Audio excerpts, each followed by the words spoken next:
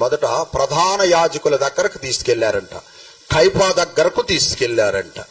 వాళ్ళు సన్హెద్రిన్ సభను సిద్ధపరిచారంట. చూడండి, అసలు ఎక్కడికి వెళ్ళాలి?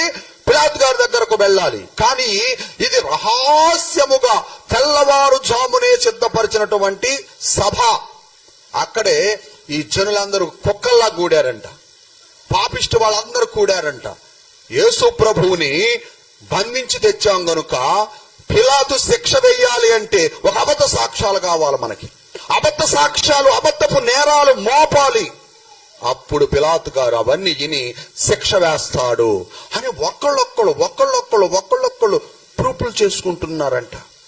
ఏం ఎతుకుదాం, ఏం ప్రూఫ్లు మనం వేస్తున్నందు చూపిద్దాం, ఏ నేరాలు కనపరుద్దాము అని ఎతుకులాడుతూ ఉంటే ఆ దేవాది దేవుడు ఏమండి, సత్యవంతుడు, పరిశుద్ధుడు, మహాపరిశుద్ధుడు, ఏ కోణములో ఎదిగినా, ఎటు నుండి చూసినా ఒక్క నేరం కూడా ప్రభువు మీద కనపడలా.